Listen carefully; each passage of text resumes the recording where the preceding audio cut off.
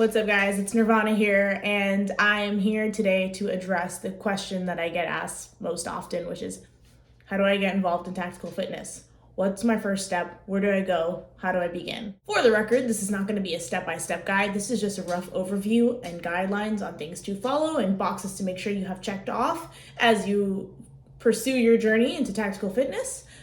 So play with it and use it in your own creative way. One key and important thing that you're gonna make sure you wanna spend the most time with, definitely your guns. Get your rifle, get your pistol, do your homework on what is the best option for you. Once you have those things, seek professional training. Find a reliable instructor with great reviews, or someone you know who's gone through them.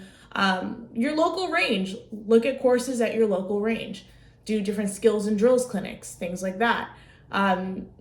But be sure to get very comfortable manipulating your pistol and your rifle. Very comfortable with the fundamentals of both.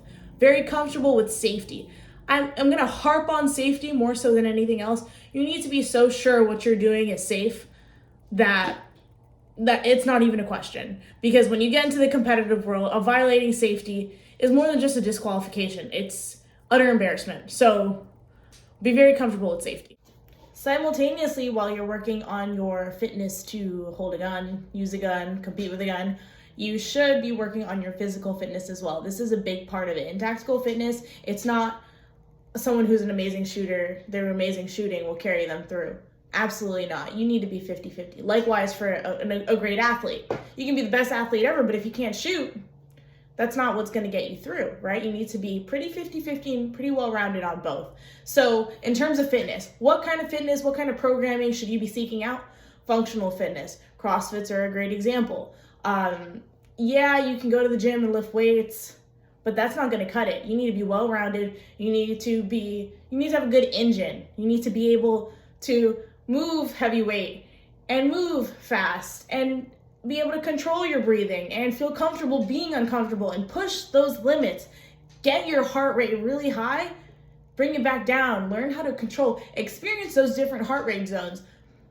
The issue with going to the gym and just lifting weights, typically there's not as much pressure. You can spend 2 hours in the gym and get way less done doing the conventional just bodybuilding style or just lifting weights, whatever it may be. What I see a lot of people doing in regular Globo or big box gyms, it just spends a lot more time and you're not really pushing those heart rate zones as much. You're not really experiencing that soul crushing feeling of, oh my God, everything's going quickly.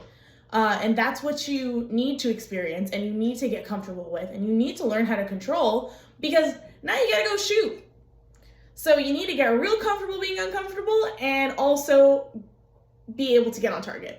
So shooting in itself is not necessarily difficult. Fitness in itself is not necessarily difficult, obviously, when you've trained and gotten used to it. But when you put them together, they become pretty difficult. And that in itself, when practiced properly and applied properly, will not be that difficult either. So good thing to consider, fitness-wise, enrolling in a program like that. Now, while all this is happening, you're embarking on your training journeys, you are doing skills and drills clinics, you are doing group classes, individual personal instruction, whatever it may be. You're doing CrossFit, you're doing Murph, you're doing all this stuff. Challenging yourself every day, doing something hard every day. What about gear? You need to get your gear. You need to have a range belt, you need a good holster. I recommend a thigh strap, a sling for your rifle, a plate carrier, proper weight in your plate carrier. There are some awesome brands. I will link them down below if you guys would like.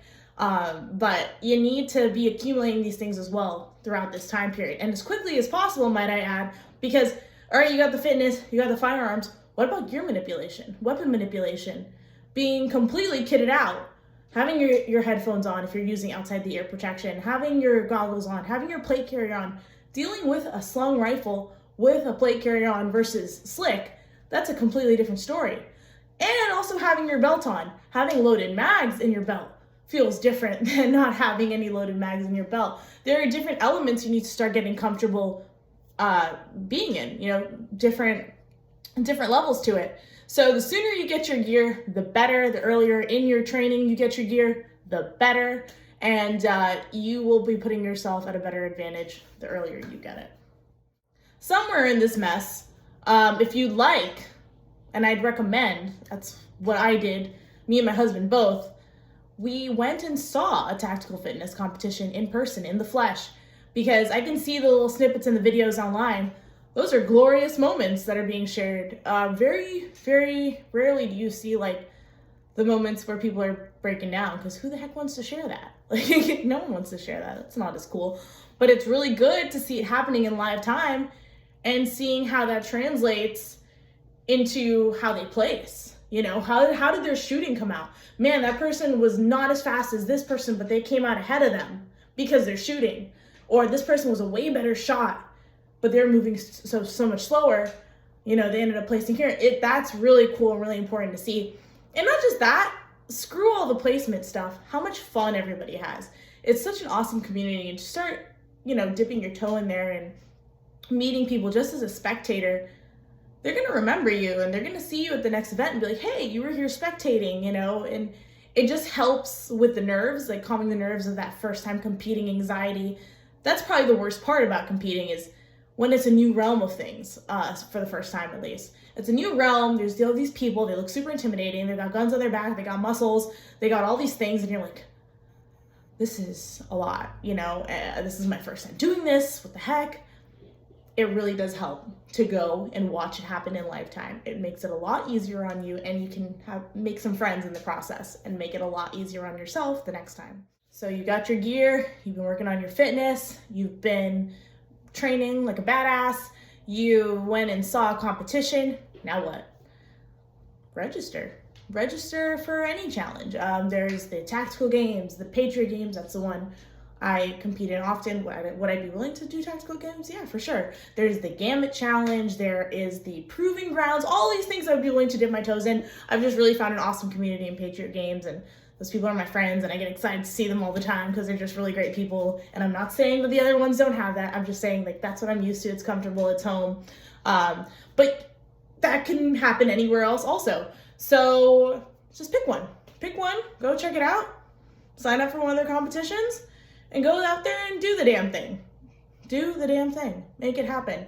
I plan on doing extra videos breaking down all of the pieces, bits and pieces, different products, things that help in terms of gear, and just telling you what's worked for me and what hasn't, because really and truly why it is important to get that gear early is you need to figure out what does and what doesn't work for you, and why you like what you do and what you don't like, and what's comfortable for you, and what issues you can run into and resolve faster than not.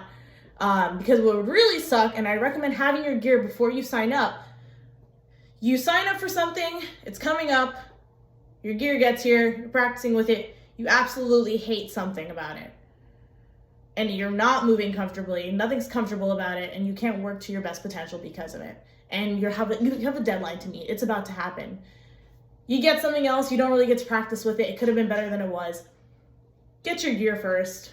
Make sure you're comfortable manipulating your weapon and manipulating with your gear on, and then sign up for one. Make sure you're as prepared as you can be, and then sign up. That's just my opinion. Some people would say the latter. They'd say, no, hard date forces you to be ready. It can force you to be ready, or it can force you to stress and overexert and not be able to plan efficiently and appropriately, and just kind of do yourself, I don't want to say a disservice, because you're still going to have fun, but you're not going to be able to give it your best. So be smart, plan smart, choose smart. If you guys have any questions about anything involving getting involved in the sport, feel free to reach out. I'm all ears. I'm open to answering any questions. If you guys want more content like this, please like and subscribe and comment down below. I would appreciate it. Thank you very much.